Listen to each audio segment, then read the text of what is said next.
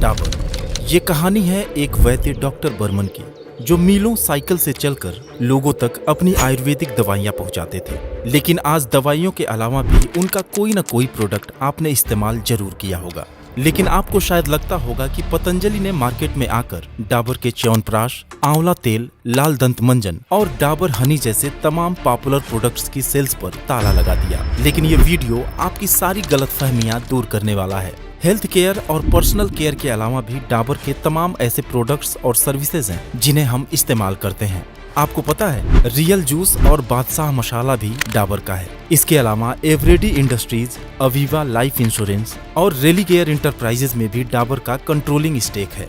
तो चलिए आज डाबर के 140 साल की पूरी जर्नी को डिटेल में जानते हैं और साथ ही हम जानेंगे कि देश प्रेम और शुद्धता के नारे के साथ एफएमसीजी मार्केट को हिलाकर रख देने वाली पतंजलि ने डाबर को बर्बाद किया या खुद बर्बादी की राह पर है। डाबर की कहानी शुरू होती है साल 1880 के आसपास, जब चारों तरफ कालरा, प्लेग और मलेरिया की महामारी फैली हुई थी। लोगों की जान जा रही थी और उसी दौरान कोलकाता में एक आयुर्वेदिक वैद्य डॉक्टर एसके बर्मन कुछ जड़ी बूटियों की मदद से इस महामारी का इलाज करने की कोशिश करते हैं। उनकी दवाइयाँ सस्ती भी थीं और असरदार भी, जिससे लोगों में उनकी डिमांड बढ़ने लगी।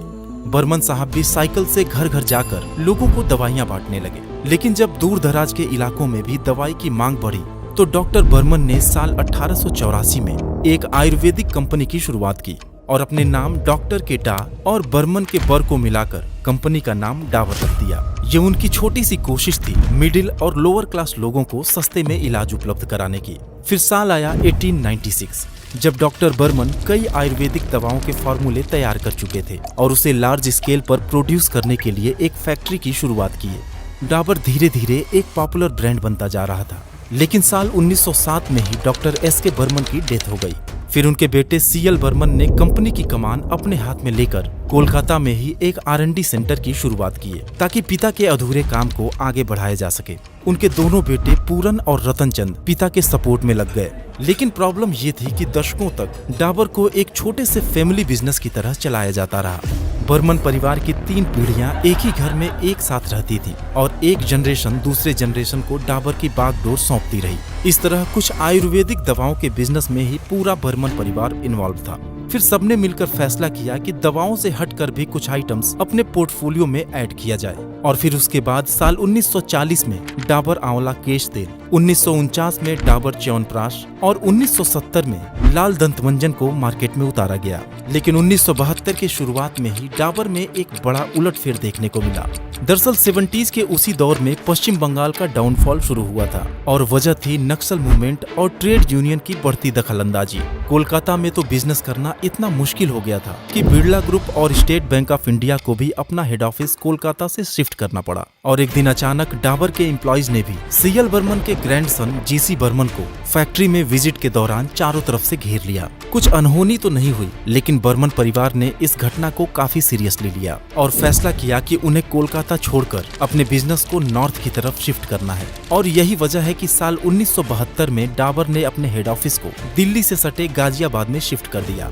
1978-79 में फरीदाबाद में एक मैन्युफैक्चरिंग प्लांट और साहिबाबाद में एक world class research centre establish करके डाबर ने हाजमोला को मार्केट में उतारा, जिसकी पॉपुलैरिटी का अंदाजा आप इस बात से लगा सकते हैं कि आज भी डाइजेस्टिव टैबलेट्स के 50% मार्केट पर इसका कब्जा है और लगभग 2.6 crore Hajmola tablets daily consume कर लिया जाता है। दोस्तों, डाबर को शुरू हुए लगभग 100 साल पूरे होने वाले थे, लेकिन अभी भी डाबर एक छोटी मोटी आयुर्वेदिक मेडिसिन की कंपनी बनी हुई थी। लेकिन कोलकाता से निकलकर दिल्ली आना डाबर के लिए वरदान साबित हुआ, क्योंकि आसपास के इंडस्ट्रियल डेवलपमेंट को देखकर बर्मन परिवार भी मोटिवेट हुआ और उन्होंने फैसला किया कि मार्केट से फंड उठाकर वो बिजनेस को और एक्सपेंड करेंगे। और जब इसके लिए साल 1994 में डाबर का आईपीओ लाया गया तो उसकी सक्सेस ने सबको चौंका दिया।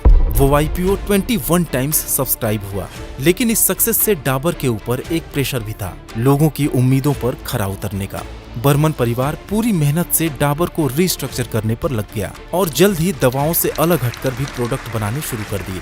फिर साल आया 1997, जब डाबर फूड्स के नाम से एक सब्सिडरी की शुरुआत की गई और इंडिया का पहला juice brand real fruit juice को लॉन्च किया गया। अब देखा जाए तो डाबर का फोकस 4 बड़े सेगमेंट हेल्थ, हेयर, स्किन और फूड प्रोडक्ट्स पर था और लोगों में डाबर की ब्रांड इमेज भी काफी अच्छी थी। लेकिन बर्मन फैमिली कंपनी की ग्रोथ को लेकर सेटिस्फाई नहीं था, क्योंकि डाबर की सेल्स, रेवेन्यू या प्रॉफिट में वो बात नहीं दिखती थी। हालांकि ब्रांड अवेयरनेस की बात हो या फिर एडवर्टाइजिंग की, उस समय की कंपनीज में वो सबसे आगे रहते थे। डाबर तो टेलीविजन पर अपने ऐड देने वाली कुछ शुरुआती कंपनीज में से एक था। अब डाबर लाल दंतमंजन का मास्टर जी वाला ऐड हो या हाजमोला सर हो या फिर घने मुलायम काले बाल वाला आंवला हेयर ऑयल का ऐड हो, 90s में पैदा हुए लोगों को आज भी याद होगा। और दोस्तों, आप भी अगर किसी कंपनी के स्टेक में निवेश करना चाहते हैं तो जरूरत होगी एक डीमेट अकाउंट की, जो आमतौर पर हम ऐसे ब्रोकर के साथ ओपन करना पसंद करेंगे जहां पर अकाउंट ओपनिंग बिल्कुल फ्री होता है। बट इस केस में हम अपने इन्वेस्टमेंट या फिर ट्रेड्स पर बहुत सारा ब्रोकरेज पे कर रहे होंगे। लेकिन अगर हम m stock by Mirae asset के साथ अपना डीमैट अकाउंट ओपन करते हैं तो delivery, intraday, future and option, mutual funds और आईपीओ जैसे सभी सेगमेंट के अंदर जीरो ब्रोकरेज का फायदा उठा सकते हैं। और इस zero brokerage for life across all products का फायदा मिलता है सिर्फ 999 के प्लान में। और इसके अलावा एडिशनल 999 का पेमेंट करके आप लाइफ टाइम एएमसी चार्जेस से भी छुटकारा पा सकते हैं। एम स्टॉक के साथ आपको one of the lowest daily interest rates यानी सिर्फ 6.99% पर मार्जिन ट्रेडिंग फैसिलिटी भी मिलती है। साथ ही 1 click order execution, 1 click order placement और वॉइस सर्च से अपने फेवरेट स्टॉक को खोजने जैसे कई और बेहतरीन फीचर्स तो यहाँ आपको मिल ही जाते हैं। मिराई एसेट 25 ईयर्स ओल्ड एक फाइनेंस कंपनी है जो 16 कंट्रीज में अपनी बेहतरीन सर्विसेज के लिए जानी जाती है और एम स्टॉक पर 59 करोड़ से भी ज्यादा ट्रेड्स, 1700 करोड़ का एमटीएफ बुक और 15 लाख से भी ज्यादा यूजर्स इसके रिलायबिलिटी को दिखाते हैं। तो फिर देर किस बात की, एम स्टॉक के साथ अभी अपना डीमैट अकाउंट ओपन करिए और अपने ट्रेडिंग एंड इन्वेस्टमेंट जर्नी की शुरुआत करिए। अधिक जानकारी आपको डिस्क्रिप्शन में दिए लिंक से मिल जाएगा। चलिए कहानी पर वापस लौटते हैं। डॉक्टर बर्मन की 4th एंड 5th जनरेशन के हाथ में कंपनी की बागडोर थी और सबने मिलकर एक famous business consultancy firm McKinsey and company को हायर किया ताकि पता लग सके कि कमी आखिर कहाँ रह जा रही है। मैकेंजी ने कंपनी के बिजनेस प्रोसेस को एनालाइज करने के बाद बोर्ड मीटिंग में अपने रिपोर्ट को जब सामने रखा तो चारों तरफ सन्नाटा छा गया। दरअसल मैकेंजी ने कहा कि अगर आप डाबर को ग्रो करते देखना चाहते हैं तो बर्मन फैमिली को सभी एग्जीक्यूटिव पोजीशंस छोड़कर उसे प्रोफेशनल्स के हाथों में सौंपना होगा। बर्मन्स के लिए डिसीजन लेना काफी मुश्किल था, लेकिन सबने मिलकर फैसला किया कि कंपनी के हित में वो मैकेंजी की सभी सजेशंस को मानेंगे और साल 1998 में बर्मन फैमिली के बाहर मिस्टर सुनील दुग्गल को डाबर का सीईओ अपॉइंट किया गया, जो 1995 से ही डाबर में जीएम सेल्स एंड मार्केटिंग के पोजीशन पर काम कर रहे थे। और अब डाबर की कमान एक ऐसे शख्स के हाथ में थी जिसने बिट्स पिलानी और आईआईएम कैलकाटा से अपनी पढ़ाई कंप्लीट की थी और पेप्सिको जैसे ब्रांड के साथ काम करने का तजुर्बा था। अब यहीं से डाबर की किस्मत बदलने वाली थी, क्योंकि डाबर च्यवनप्राश, आंवला तेल, डाबर हनी, हाजमोला, लाल दंतमंजन, पुदीन हरा, लाल तेल, वाटिका और रियल जूस एक प्रोडक्ट नहीं बल्कि खुद में एक ब्रांड थे। सिर्फ जरूरत थी एक प्रॉपर प्रोडक्शन मैनेजमेंट और डिस्ट्रीब्यूशन की। और जैसे ही कंपनी की कमान एक्सपर्ट प्रोफेशनल्स के हाथ में गई, उसका असर सेल्स पर दिखने लगा और सिर्फ 2 साल के भीतर ही साल 2000 में डाबर का सालाना कारोबार पहली बार 1000 करोड़ के आंकड़े को पार कर गया। फिर साल 2003 में दुग्गल साहब ने डाबर को आयुर्वेदा बेस्ड कंपनी की इमेज से बाहर निकालकर एक डाइवर्सिफाइड एफएमसीजी प्लेयर के रूप में स्टैब्लिश करना शुरू किया ताकि हिंदुस्तान यूनिलीवर और आईटीसी जैसे दिग्गज प्लेयर्स से सीधी टक्कर ली जा सके। और इसके लिए उन्होंने अपने फार्मा बिजनेस को एफएमसीजी से अलग कर दिया। फिर शुरुआत हुई एक अग्रेसिव एक्विजिशन की ताकि डाबर के पोर्टफोलियो को बड़ा बनाया जा सके। सबसे पहले उन्होंने साल 2005 में 143 करोड़ के कैश डील में बलसारा के हाइजीन और होम प्रोडक्ट्स बिजनेस को एक्वायर किया। फिर साल 2007 में डाबर ने H&B स्टोर्स लिमिटेड के नाम से रिटेल बिजनेस में भी इंटर करते हुए न्यू यू ब्रांड को लॉन्च किया। और आपको पता है, आज इंडिया के 40 शहरों में 100 से भी ज्यादा न्यू यू स्टोर्स हैं, जिसमें नेशनल एंड इंटरनेशनल ब्रांड्स के health, beauty and wellness products एक ही छत के नीचे मिल जाते हैं। इसके बाद एक एक करके डाबर ने फेम केयर फार्मा, तुर्की की leading personal care products company hobby cosmetic group और अमेरिका की नमस्ते लैबोरेटरीज को भी अपने में मर्ज कर लिया। फिर 2011 में ऑक्सीलाइफ के साथ डाबर ने प्रोफेशनल स्किन केयर मार्केट में एंट्री के साथ ही अजंता फार्मा का हेल्थ केयर ब्रांड 30+ को भी एक्वायर कर लिया, जो एक पॉपुलर मेल एनर्जाइजर है। इस तरह जिस डाबर की चाल पिछले 100 सालों में काफी धीमी थी, उसने सिर्फ 10 सालों में ही अपने अग्रेसिव एक्विजिशंस और तेज ग्रोथ से सबको चौंका दिया और 2013 तक कंपनी का रेवेन्यू 5 गुना तक बढ़ गया। लेकिन असली कहानी तो अब शुरू होने वाली थी दोस्तों, कहानी आयुर्वेदा वार की।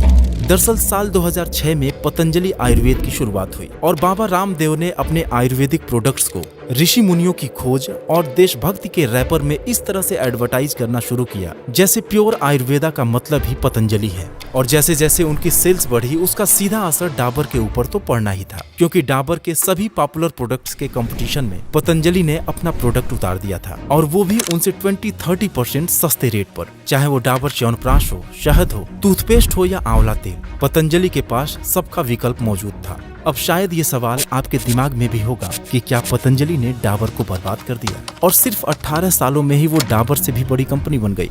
चलिए जानते हैं। दरअसल साल 2012-13 तक पतंजलि का रेवेन्यू 1000 करोड़ से भी कम था, लेकिन उसके बाद एडवर्टाइजिंग पर करोड़ों रुपए पानी की तरह बहाकर उसने एफएमसीजी मार्केट में हलचल पैदा कर दी, क्योंकि उनके फर्स्ट टारगेट पर थी हिंदुस्तान यूनिलीवर और कोलगेट जैसी मल्टीनेशनल कंपनीज, जिसे बाबा रामदेव ने देश का शोषण करने वाली विदेशी बुराई के रूप में प्रेजेंट किया। उस समय तक डाबर पतंजलि को सीरियसली नहीं ले रहा था, लेकिन साल 15-16 में जब पतंजलि ने अपना रेवेन्यू 8 गुना ज्यादा 8000 करोड़ डिक्लेयर किया, तो डाबर का मैनेजमेंट हिल गया। तब उन्हें एहसास हुआ कि उनके साइंस बेस्ड आयुर्वेदा पर आस्था का आयुर्वेदा भारी साबित हो रहा है। डाबर के मैनेजमेंट ने पतंजलि की वजह से अपने बैलेंस शीट पर पड़ने वाले असर का जब आकलन करना शुरू किया, तो उन्होंने पाया कि साल 2017 के फर्स्ट क्वार्टर में उनके पोर्टफोलियो के एक इम्पोर्टेंट प्रोडक्ट डाबर हनी की सेल्स में 8.5% तक की गिरावट आ गई है, क्योंकि पतंजलि उनसे 30-40% सस्ते दाम पर शहद बेच रही थी। लेकिन अगले 4 क्वार्टर्स तक डाबर ने अपने सेल्स में गिरावट को बिना कोई एक्शन लिए ऑब्जर्व करती रही। डाबर हनी की सेल्स 60% तक कम हो गई और च्यवनप्राश वगैरह के मार्केट शेयर पर 2-3% का मामूली असर पड़ा। लेकिन सोचने वाली बात ये थी कि इतना कुछ होने के बाद भी डाबर ने ना तो अपने प्रोडक्ट का रेट कम किया और ना ही पतंजलि को फ्रंट पर आकर काउंटर किए। लेकिन डाबर अंदर ही अंदर किसी सीक्रेट मिशन पर काम कर रहा था। उन्हें ये भरोसा था कि उनका प्रोडक्ट मार्केट में सबसे सुपीरियर क्वालिटी का है और डिस्ट्रीब्यूशन नेटवर्क में भी वो सबसे मजबूत है। लेकिन अपने ऊपर ट्रस्ट को और बढ़ाने के लिए साल 2018 में डाबर ने 620 हेल्थ कैंप्स लगाकर 1 लाख से ज्यादा लोगों का इलाज किया। 250 डॉक्टर मीट्स ऑर्गेनाइज करके डाबर ने अपने वर्ल्ड क्लास आयुर्वेदिक मेडिसिन के मैन्युफैक्चरिंग प्रोसेस को एक्सप्लेन किया, और ये सब कुछ डाबर की स्ट्रेटजी का एक पार्ट था। 140 साल के एक्सपीरियंस ने कुछ तो सिखाया ही होगा डाबर को। वो जानते थे कि डिस्ट्रप्टिव मार्केटिंग से कोई बिजनेस लॉन्ग टर्म में सफल नहीं हो सकता, इसलिए वो अपने मार्जिन के साथ कोई कॉम्प्रोमाइज नहीं किए और डिफेंसिव मोड में बने रहे। पतंजलि की हिम्मत और बढ़ती गई और वो डेयरी, एग्रीकल्चर और कपड़ों के बिजनेस में भी एंटर कर गए। फिर आया साल 2019 कोविड का दौर, जब पतंजलि ने न्यूज़पेपर और टीवी एड पर करोड़ों रुपए खर्च करके एलोपैथ और दूसरे मेडिकल प्रैक्टिसेस के खिलाफ एक माहौल बनाना शुरू किया, जिससे लोगों का झुकाव आयुर्वेद की तरफ होने लगा। गिलोय, तुलसी और हर्बल काढ़ा जैसे प्रोडक्ट्स के डिमांड में तेजी आने लगी। तब डाबर को लगा कि अब लड़ाई में उतरने का टाइम आ गया है, क्योंकि माहौल तो पतंजलि बना चुका है, समय है फायदा उठाने का। डाबर ने अपने शहद और च्यवनप्राश के दाम तो नहीं घटाए, लेकिन कुछ एक्स्ट्रा क्वांटिटी ऑफर के रूप में देना शुरू किए, और जिस प्रोडक्ट का रेट कम नहीं कर सकते थे, उस कैटेगरी में कुछ सस्ते प्रोडक्ट लॉन्च कर दिए। और यही नहीं, साल 2020 के शुरुआती 3 महीनों में ही डाबर ने 60 से भी अधिक प्रोडक्ट लॉन्च किए, जो मार्केट में अवेलेबल किसी भी आयुर्वेदिक ब्रांड से क्वालिटी में अच्छे और प्राइस में लगभग बराबर थे। और इसके बाद जब साल 1920 का फाइनेंशियल रिपोर्ट आया, तो डाबर पूरी मजबूती से कमबैक कर चुका था। डाबर हनी का मार्केट शेयर जहां 40% से बढ़कर 54% पर पहुंच गया था, वहीं च्यवनप्राश का मार्केट शेयर अपने लाइफ टाइम हाई पर था। अब देखा जाए तो पतंजलि ने अपने देश में सुस्त पड़ी आयुर्वेद की पुरानी चिकित्सा पद्धति को पुनर्जीवित किया है और खुद के लिए एक नया कस्टमर बेस तैयार किया है। उनके प्रोडक्ट्स को भी लोग काफी पसंद करते हैं, जो पतंजलि के रेवेन्यू में रिफ्लेक्ट करता है। लेकिन कहीं न कहीं उनके डिसरप्टिव कंपटीशन और मिसलीडिंग एडवर्टाइजिंग ने उनकी छवि को खराब किया है। खैर, अब हम डाबर के उन बिजनेसेस की भी बात कर लेते हैं जिसे जानकर आप हैरान हो जाएंगे। दरअसल डाबर का यूके की अवीवा लाइफ इंश्योरेंस और रेलिगेयर इंटरप्राइजेज में 25% से भी ऊपर का स्टेक है, जिसे बढ़ाकर वो इंश्योरेंस एंड फाइनेंशियल सेक्टर के भी मजबूत प्लेयर बनना चाहते हैं। साथ ही साल 2022 में उन्होंने बादशाह मसाला का 51% स्टेक भी एक्वायर कर लिया है। और हाँ, डाबर के चेयरमैन मोहित बर्मन आईपीएल की टीम किंग्स 11 पंजाब के को ओनर भी हैं। आज डाबर 1 लाख करोड़ से भी ज्यादा मार्केट कैप के साथ अपने प्रोडक्ट्स को दुनिया के 120 देशों में बेचता है और लगभग 8,000 लोगों को रोजगार देने के साथ ही 12,000 करोड़ से भी ज्यादा का रेवेन्यू और 1,800 करोड़ से भी ज्यादा का प्रॉफिट जनरेट करता है। तो दोस्तों, उम्मीद है कि डाबर कंपनी के बारे में आपको कुछ नई जानकारी मिली होगी। Investments in securities markets are subject to market risks. Read all the related documents carefully before investing. Thanks for watching.